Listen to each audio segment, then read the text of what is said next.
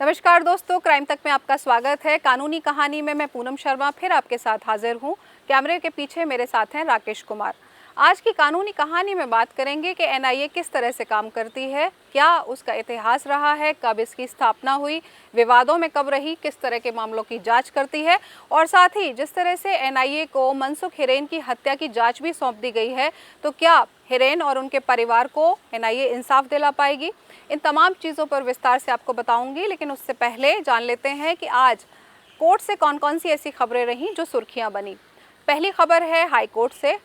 High court में दरअसल MJ Akbar ने निचली अदालत के उस फैसले को चुनौती दी है जिसमें उनकी मानहानि को खारिज करते हुए कोर्ट ने कहा था कि पत्रकार प्रिया रमानी ने अगर अपने साथ हुई यौन हिंसा का कहीं जिक्र किया है तो वो मानहानि के दायरे में नहीं आती है। इसी को एमजे अकबर की तरफ से दिल्ली हाई कोर्ट में चुनौती दी गई है और कहा गया है कि जिस तरह से उनको बरी किया गया और जिस तरह से कोर्ट ने अपना फैसला दिया है उसके खिलाफ वो अब यहाँ पर हाई कोर्ट आए हैं। बहरहाल जस्टिस मुक्ता गुप्ता की बेंच इस मामले में सुनवाई करेगी और फिलहाल जो इस मामले में सुनवाई है वो 5 मई को होगी। दूसरी खबर है सुप्रीम कोर्ट से और ये बेहद अहम खबर है और ख़ास तौर से ये सेना में काम करने वाली महिलाओं के लिए बहुत बड़े फैसले जैसी है, क्योंकि आज सुप्रीम कोर्ट ने ये कहा है कि सेना से जुड़ी हुई जो महिलाएं हैं उनको परमानेंट कमीशन देने के लिए जिस तरह के फिजिकल फिटनेस के मानदंड बनाए गए हैं वो बेहद जो है वो असमानता वाले हैं। यानी कुल मिलाकर पुरुषों ने जो नियम बनाए हैं सेना में वो पुरुषों के लिए हैं और ये मनमाने हैं और कहीं ना कहीं महिलाओं के साथ भेदभाव करते हैं। सुप्रीम कोर्ट ने ये आदेश में अपने कहा है कि जिन भी महिलाओं को मेडिकल फिटनेस के आधार पर रिजेक्ट किया गया है उस पर दोबारा पुनर्विचार किया जाए और 2 महीने के भीतर उनको परमानेंट कमीशन सेना में दिया जाए। दरअसल पिछले साल फरवरी में सुप्रीम कोर्ट की तरफ से ये आदेश दे दिया गया था कि सेना में महिलाओं की भागीदारी के लिए उन्हें परमानेंट कमीशन दिया जाना चाहिए, लेकिन उसके बाद भी फिजिकल फिटनेस में उनको अनफिट करके अभी तक ये नहीं हो पाया है। दिल्ली हाई कोर्ट ने 2010 में सेना में महिलाओं को परमानेंट कमीशन दिए जाने को लेकर अपना फैसला सुना दिया था, लेकिन आज सुप्रीम कोर्ट ने कहा कि 10 साल बीतने के बाद भी महिलाएं अपने लिए परमानेंट कमीशन का इंतज़ार कर रही हैं। तो ये सुप्रीम कोर्ट से आज काफ़ी बड़ी खबर थी और सेना से जुड़ी हुई महिलाओं के लिए आज का दिन बेहद अहम था। तीसरी खबर जो है वो है भीमा कोरेगांव मामले में जो आरोपी हैं गौतम नवलखा उनसे जुड़ी हुई। दरअसल उनकी ज़मानत अर्जी पर आज सुप्रीम कोर्ट में सुनवाई होनी थी, लेकिन एनआईए ने आज फिर कोर्ट से कुछ और वक्त मांग लिया। कोर्ट इस पर काफ़ी नाराज़ दिखा और उन्होंने कहा कि इस तरह बार बार जो सुनवाई टालने के लिए और अपना जवाब दाखिल करने के लिए एजेंसियां वक्त लेती हैं उससे कोर्ट का काफ़ी समय ज़ाया होता है और ऐसे में कोर्ट ने कल तक के लिए इस सुनवाई को टाल दिया है और कहा है कि एनआईए इस पूरे मामले में अपनी रिपोर्ट और अपना हलफनामा समय से दाखिल करे। तो ये तो थी कोर्ट से जुड़ी हुई खबरें। अब आपको बताती हूँ कि एनआईए किस तरह से काम करती है और हाल ही में जिस तरह से एनआईए को मनसुख हिरेन की हत्या की जाँच करने के लिए पूरे मामले को सौंप दिया गया है, तो क्या अब उम्मीद ये लगाई जाए कि मनसुख हिरेन की हत्या का मामला जो है उसमें उनको और उनके पूरे परिवार को इंसाफ मिल पाएगा और एनआईए पूरी तरह से ये पर्दाफाश कर पाएगी कि मनसुख हिरेन की हत्या क्यों, किसने और किस मकसद से की थी।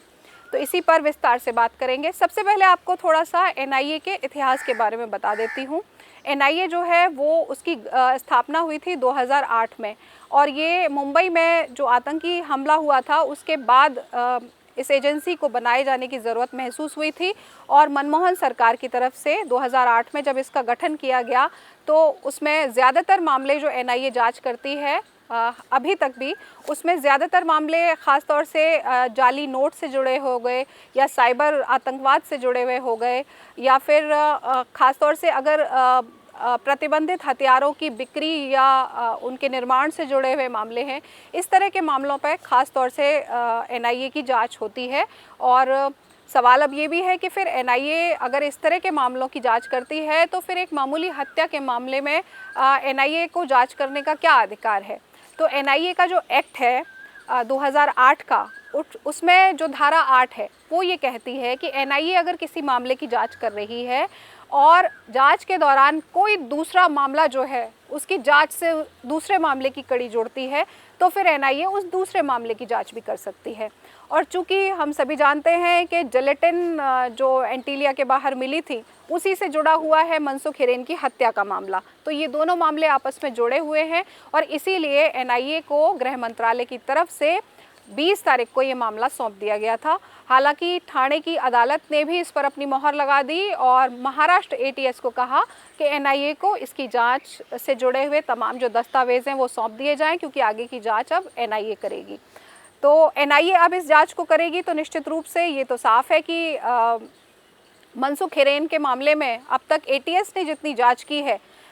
जहां से उसकी जांच खत्म हुई है वहां से अब एनआईए की जांच शुरू होगी। यानी कि अब एनआईए उन तमाम बिंदुओं पर पूछताछ करेगी उन लोगों से जो अब तक एटीएस की जांच के दायरे में नहीं थे। एटीएस का दावा था कि उसने 25 लोगों से इस मामले में पूछताछ की है और 2 लोगों को गिरफ्तार भी किया गया था और खासतौर से सचिन वाझे को भी एटीएस कस्टडी में लेना चाहती थी, लेकिन ये हो पाता उससे पहले ही अब एनआईए के पास ये मामला ट्रांसफ़र हो गया है। तो अब खासतौर से उस महिला का रोल बेहद अहम होगा जो महिला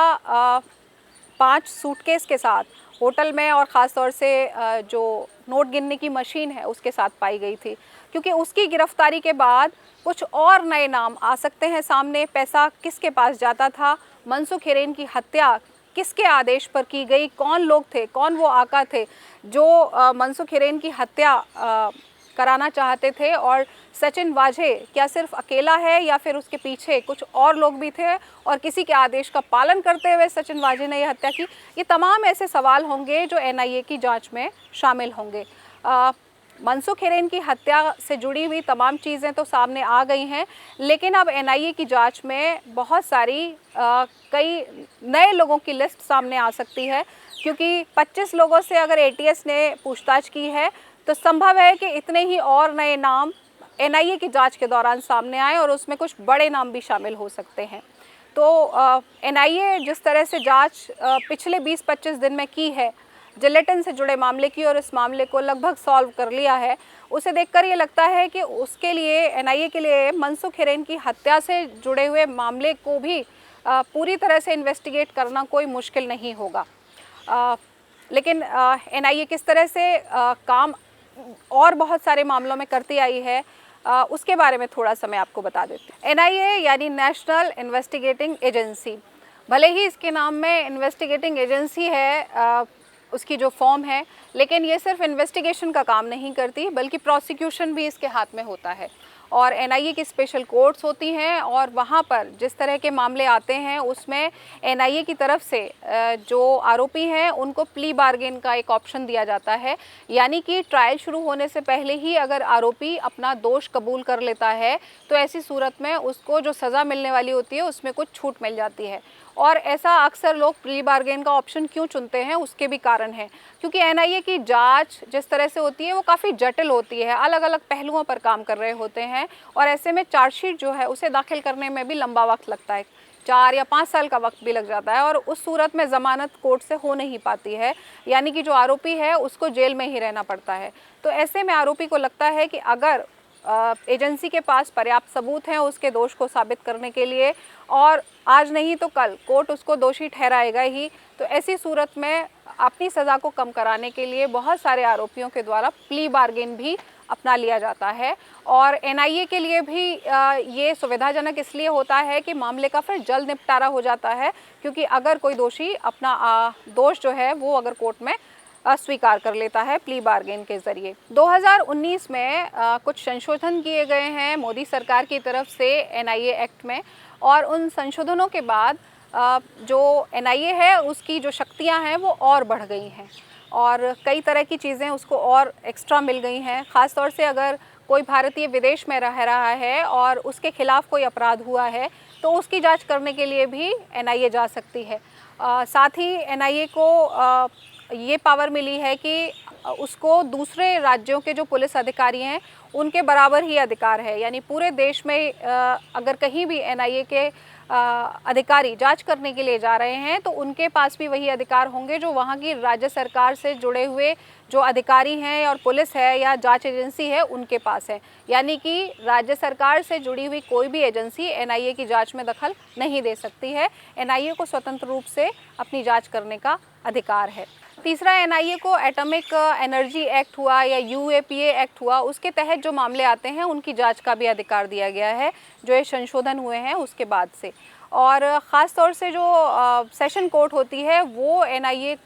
उसको एनआईए कोर्ट का स्पेशल दर्जा दिया गया है और वहाँ पर जो जज की नियुक्ति होती है वो किसी भी राज्य सरकार के जो चीफ जस्टिस होते हैं उनकी सिफारिश पर होती है और ये सिफारिश केंद्र सरकार के पास भेजी जाती है, जिसके बाद केंद्र सरकार ये जज की अपॉइंटमेंट करती है। यानी कुल मिलाकर कहना चाहिए कि एनआईए जो जांच कर रही होती है उस पर केंद्र सरकार का भी नियंत्रण रहता है और इसीलिए कहा जाता है कि ये कहीं ना कहीं जो शक्तियां एनआईए को दी गई हैं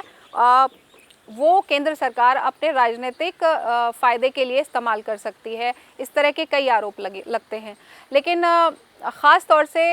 चाहे कांग्रेस सरकार रही हो, क्योंकि गठन 2008 में हुआ था और 2008 से लेकर 2014 तक कांग्रेस की ही सरकार रही थी, मनमोहन सिंह का कार्यकाल था और 2014 से अब तक जैसे मोदी सरकार रही है, तो दोनों सरकारें अब तक जो रही हैं, मतलब कांग्रेस हो और बीजेपी हो, वो दोनों एक एनआईए को लेकर एक दूसरे को टारगेट करते रहे हैं। तो एनआईए जिस तरह से मामलों की जांच करती है उसमें ये तो साफ है कि बाकी और एजेंसियों से काफ़ी अलग होता है उसका काम करने का तरीका और यही वजह है कि रिज़ल्ट भी बेहतर मिलते हैं। कई मामलों में हमने देखा है। मनसुख हिरेन की हत्या का मामला अब जांच का एनआईए के पास है, तो ऐसे में अब ये उम्मीद की जा रही है कि बहुत जल्दी इन दोनों केस को सॉल्व करके एनआईए किसी नतीजे पर पहुंच जाएगी। तो आज की कानूनी कहानी में इतना ही। कल फिर आपसे मुलाकात होगी, तब तक के लिए नमस्कार।